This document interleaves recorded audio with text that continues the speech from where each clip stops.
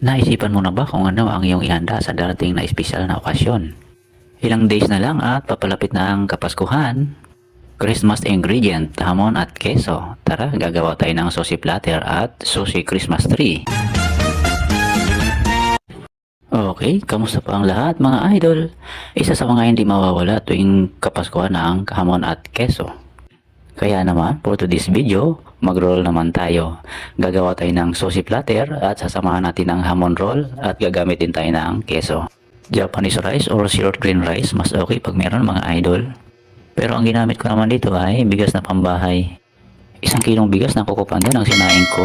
Umabot siya ng 6½ cup na kanin, saka ko binuhos yung tinimplang suka. Available nga pala ang lahat ng ingredients sa supermarket mga idol. Okay, so sa kalahating nori sheet, i-spread ang 3/4 cup na sushi rice. Pantayin lamang ang kapal at baligtarin ito. Okay, una natin gawin ang California sushi roll. Gagawa tayo ng 3 roll.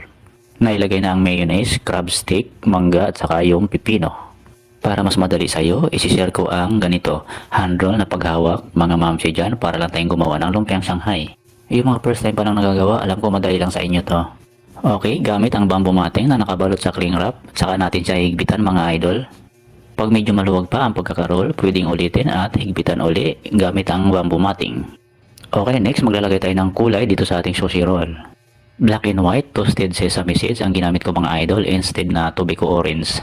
Pinahiran ko lang siya at saka ko hinigpitan gamit ang matting para kumapit. Okay, next pangalawang roll, gaya pa rin ng kanina yung unang ginawa natin. Pang California sushi roll yung nasa loob, naglagay lang ako dito ng mangga, 3 slice na malapad para magkaroon siya ng kulay sa ibabaw. Okay, pangatlong roll ng California sushi roll. Kapareho lang ito nung una kong ginawa. Mamaya pag nilagay sa platter, mag-add lang tayo ng tempura flakes. Okay, dito tayo sa pangalawang flavor, gagawa din tayo ng 3 roll. Naglagay ako ng cream cheese, carrots tempura, 2 pirasong crab stick, tempura flakes, tsaka yung cheese or keso 3 slice na mahaba at saka lettuce na native.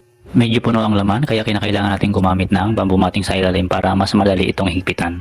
Kung medyo nahirapan pa kayong gamitin ng matting, pwedeng bawasan or hatiin ang crab stick. At sundan lamang ang kagaya kanina. 4 na puto ng crab stick, durugin, maglagay ako ng 1 kutsarang cream cheese, maglagay ng kaunting sriracha sauce, haluin, at saka ilagay natin dito sa unang roll sa pangalawang flavor. Ayan, tapos i-press lang natin sa matting para kumapit siya sa ibabaw. Okay, pangalawang roll, dito sa pangalawang flavor, cream cheese pa rin yung nasa loob mga idol. Naprito na ito ng bahagya, pinahiranan ng cream cheese sa ibabaw ang roll para mabilis kumapit. Gamit ang matting, higpitin natin, i-press natin sa gitna. Ikutin at gawin ulit ang parehong procedure. Itagilid pa natin, saka natin i-check kung tuluyan na ang kumapit. Okay, isa pa mga idol, higpitan pa natin. So ganito ka proseso ang paglagay ng covering sa sushi roll. Okay, check natin, goods na ito, hayaan muna natin sa isang tabi. Okay, pangatlong roll sa pangalawang flavor. Boiled shrimp, ilagay natin sa ibabaw. Pinahiran ko ng cream cheese sa ibabaw para kumapit. Pinakulan ko nga pala ng konti itong hipon kanina. Naglagay ako ng kaunting asin sa tubig, saka tinog ko sa stick para hindi po paluktot. Okay mga idol, sa paghihiwa muna tayo, hatiin muna natin siya sa 8 bite size. Para pantay-pantay ang laki, gitna to gitna lang ang pagkakaputol. Pagka naputol sa gitna, isunod yung kanang gitna, kasunod naman ang kaliwang gitna. Hanggang sa mabuo ang 8 slices na pantay-pantay ang laki.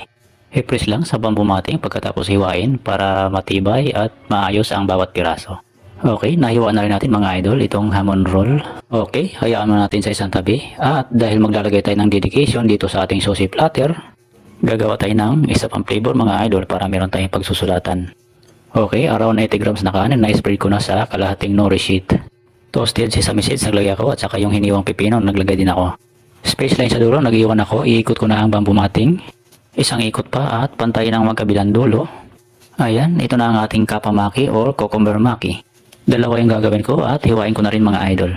Ayan, ito na, teriyaki sauce and toasted sesame seeds on top para dito sa ating hamon roll. Mayonnaise and sriracha hot sauce on top, nilagay ko dito sa ibang roll. Napakasarap mga idol, pwede mo rin itry ito sa iyong mga handaan. Ito mga idol, pwede natin siyang lagyan ng dedication message, pwede natin ipang gift. Kasya 4 hanggang 6 na tao. At pwede rin natin gawin ang ganitong presentation mga idol, ang Christmas tree. Okay mga idol, maraming salamat sa inyong walang sawang suporta at panonood.